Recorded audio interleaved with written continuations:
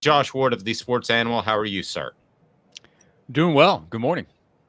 So, anything happened to Thompson Bowling there last night that maybe you've written about on offthehooksports.com? Anything? It was loud. The effort from everybody. So Tennessee's players on the floor and the fans in the stands. They took the energy to an 11 at the very start, and every single play, every single second, fans were into it, players were into it, and it probably took 40 minutes of effort. If Tennessee gave 36 really good minutes of effort, they probably don't win the game. It took every minute, and using up as many fouls as you could when needed. Tennessee did everything it needed to, had the right game plan going in. You know, I don't think this means Tennessee's a Final Four team, but waking up this morning, if Tennessee didn't respond after the 2 weeks of basketball, we would be in a whole different world right now. Yeah, last night really doesn't mean anything in terms of Tennessee's chances to go to the Elite Eight or Final Four, other than, okay, that helps with seeding, so you might have better matchups potentially in the NCAA tournament. But I do think the game reminded us of what is the best way for Tennessee to go on a deep run, and that is the defense being the best defense in the country. You will need some luck along the way. That is required. As Nate Oates said after the game, Tennessee has been really unlucky recently. Shots late. And Tennessee made mistakes in losses against Missouri and Vanderbilt to help the opponents have a chance to then have luck on their side. But when Tennessee is locked in defensively, it is the best defense in the country. And it will give Tennessee a chance to beat any team on any given night. That will not guarantee success, but that's the best way for Tennessee to succeed. There might be a game or two where Tennessee just gets red hot and is able to do whatever it wants to offensively. Think about a game like Texas. But offensively, the Texas game is the exception for Tennessee this season. The rule for Tennessee to be a title contender would be what it's able to do on the defensive end. As far as all-time wins against number one ranked teams, we were having that discussion. So here are the ones we bandied about. There was the Alabama football win last year. There was the Memphis win in basketball. There was the 85, which is before both of your guys' time. There was the 85 win against Auburn. It's hard to top the Alabama game last year in football, though. Oh, yeah. I mean, that's going to be right up there all time for many fans. I mean, too many Tennessee fans saw Tennessee beat Alabama for the first time this past fall in football. So it's the only one they could even count. It's kind of like that one and a lot of other games. Yeah, legitimately a generation can only count that one. So Tennessee, of course, will hope to add to that. You know, the Memphis basketball. So if you stick to the basketball side, that is so memorable because of what it meant for Tennessee as well. Tennessee being number 2 and climbing to number 1 for the first time in program history. The Kansas win, remember that, would have to be so huge with what was going on with Tennessee basketball leading up to that game. But last night was up there in terms of the atmosphere. I don't think this is going to be an all-time win unless maybe this team goes on and does something special in the postseason. So you start to think back to, okay, what was the road to that? That would make the Alabama win in basketball over a number 1 more special. I say that because I don't think you think about Kansas, think about Memphis. There's natural basketball rivalries there or history with a team like Kansas. That's not really the case with Alabama. There is an SEC rivalry, and I jokingly in the column wrote that wasn't just like football. It was in terms of the result. But if this team goes on and does something, then you think about the road to it, and you'll think about beating Kansas earlier in the season. You'll think about a win over the number 1 team in the country in Alabama, and then whatever else will happen. I think last night was a great performance, and it was a game that fans will always remember the energy in the arena. That part was special. That was Tennessee fans bringing it for the basketball team. Josh, it's funny because we're talking about this. Yeah, when I'm thinking about some of Tennessee's basketball's like arrival, memorable big wins, I feel like 2006 Florida, the Bruce Pearl and Billy Donovan's first matchup seems a little more memorable than last night, honestly. Well, no, I think that's fair. And I was actually trying to think about best environments that I've been in at Thompson Bowling, and they haven't always ended in a win, but Florida would absolutely be on that list, and that was one that I thought of when it was a Checker TBA game when Tennessee did that, I believe for the first time against Kentucky, they ended up falling short. That was there at the start of Bruce Pearl's run, but it was a great atmosphere. And that was at a time where, remember, Tennessee had won in Lexington, and Chris Lofton has a huge game. So the energy was just building quickly with Tennessee basketball. I mentioned that Kansas win where you actually you had Bruce and Lane, I think, hug or celebrate together right after the win. Then a few days later, Lane's leaving for USC. So it's a very weird time for Tennessee fans, and that can make part of it forgettable. But that was a game where Tennessee, for different reasons, it was off-court issues, but they didn't have everybody.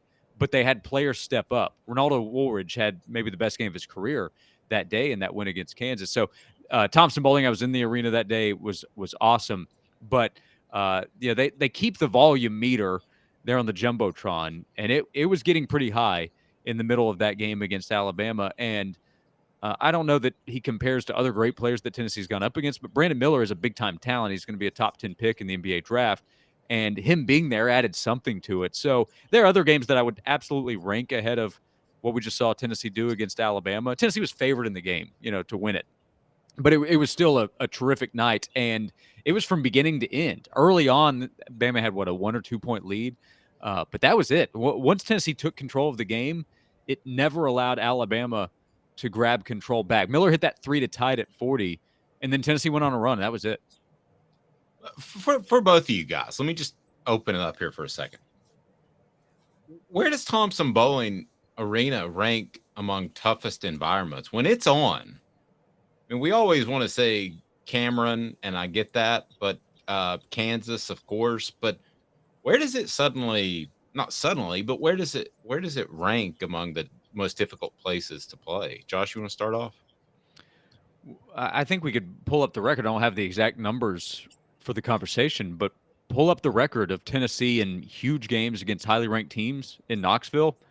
Tennessee wins. Tennessee's going to win the game. So I think that Thompson Bowling Arena at its best, when it's packed, sellout crowd, and the crowd's into it, is as good as it gets in college basketball in terms of toughest environments for opposing teams to go and play. That's not to say it's better than Cameron Indoor or when you go to Allen Fieldhouse. Those places are special. Often those teams have had more talent than Tennessee's roster likely has. Tennessee has good talent, has had some pretty special players come in along the way. But those other programs that we think of, the Blue Bloods, have year in, year out the best talent in the country, most likely.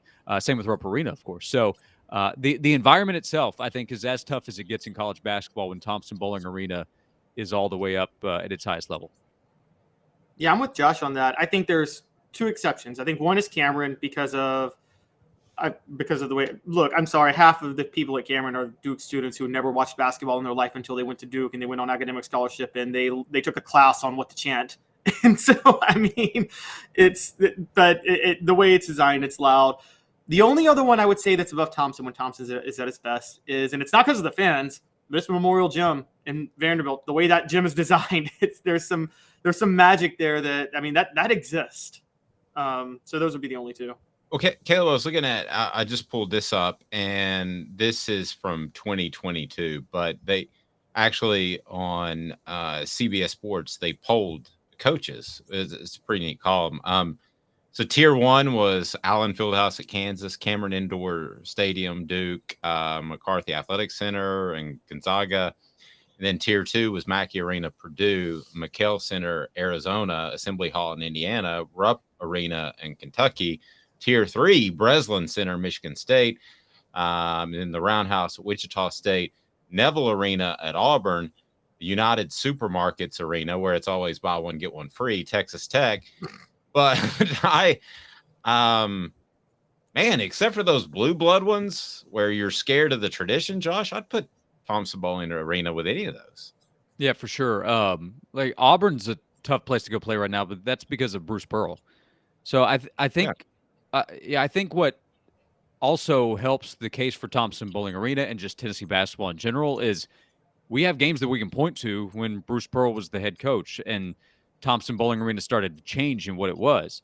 We have some games with Conzo Martin as the basketball coach where you came to Knoxville, good luck. And now we have a bunch of games to point to with Rick Barnes.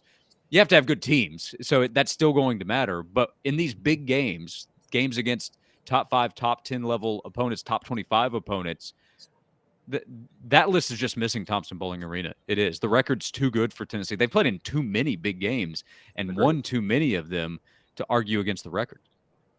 Yeah, and Thompson Bowling, sorry to interrupt, Caleb, but Thompson Bowling Arena was built very similar to kind of mimic Rupp. And for a long time, it was a cavernous, just void of basketball. But now that the basketball is good, the fans have been there, and it feels like Rupp. I'm trying to remember, who was the guy for Florida? Was it Mike Miller that played for Florida? Yeah, Mike Miller played for Florida. Okay. The best environment I saw was when Mike Miller was shooting a free throw at Thompson Bowling Arena, and somebody held up the centerfold of his girlfriend, Girls of the SEC and Playboy. That was pretty intense. That's Matt Walsh. I'm sorry. Yeah. How do you know that so quickly, Caleb? Yeah, that was Josh, is that troubling that Caleb knows that so quickly? Well, I was ready for the correction as well. But Matt Walsh, he's a central figure in basketball. He's a big owner in the New Zealand Basketball League. He was giving Scotty Hobson love. So Matt Walsh has been fresh on the mind here in the last couple of years. And that UT student, by the way, was escorted out, to the best of my recollection. I was in the arena. And you and I were sitting next to each other. Yeah, and he had a big smile on his face because he had a huge stack of printouts and throwing them up or passed them out, whatever he'd done. So, yeah, but I don't think Matt Walsh was. I don't think he was upset by that. I mean, it was a compliment being paid to the opponent. But if it's your girlfriend right behind the see-through backboard and you're shooting a free throw, that has to be a little annoying. Well, it can be distracting, no doubt about it. But yeah, but that's not trash talk. Okay, it could be distracting. It could negatively affect play. But I promise that wasn't trash talk. No, it makes me think I want this game to be over with so I can go back to Gainesville and hang out with my girlfriend. Is what I want to do. All right, sorry, Gail. I distinctly remember that was 03. That was Tennessee upset Florida. That was probably the highest point of Buzz Peterson's whole career at Tennessee because they were on like a 6-game winning streak. Seeing that his girlfriend nude? Yes. No. That game, because Tennessee upset Florida, that was a 6-game winning streak. They were actually predicted to go to the NCAA tournament, and then they fell apart towards the end of the year. And then we realized Buzz could not coach, and his only resume was being Michael Jordan's roommate. But anyways, Josh, I wanted to talk a little more about this game. I'm still, even in this game yesterday, the one concern I have is that Tennessee still shot 25% from three. And until I was talking to Dave about this, until the last couple of minutes, they were awful from the free throw line until Alabama was just fouling to try to somehow come back. And, what happens if you face a team in March and you shoot like that? They shoot, 45% from three, and they don't turn it over the way Alabama did. I mean, I know Tennessee's defense is great, but, I mean, if you're great defense in basketball doesn't stop red hot shooting. So what can Tennessee do at that point? Yeah, I mean, that's the fear, is that Tennessee can play really good defense and still not have enough on the other end to match whatever else a team can come up with. And the turnovers, you mentioned that. I mean, that's the biggest part here because you start doing math, and Tennessee took, 15 more shots than Alabama in the game. You take a bunch more shots, you're going to have a better chance to outscore them. And late game situations, let's say Tennessee has a lead in a big spot, second round, Sweet 16, whatever, and they still need to hit free throws. That's going to be a question.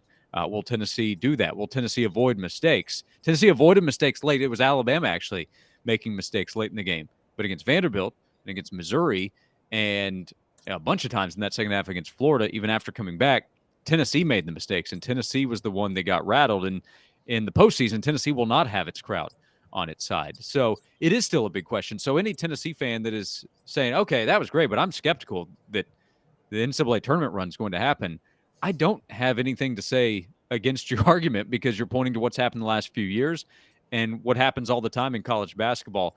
But the defense is the best shot. If you're saying come up with the formula, I can't come up with a confident formula that Tennessee is going to be great offensively. They still have work to do there. And that's where Josiah Jordan-James and Julian Phillips become important. The Alabama game was one where you can come up with a pretty easy plan to win the game without two starters. but going on a run in March without Josiah Jordan-James and Julian Phillips sounds impossible.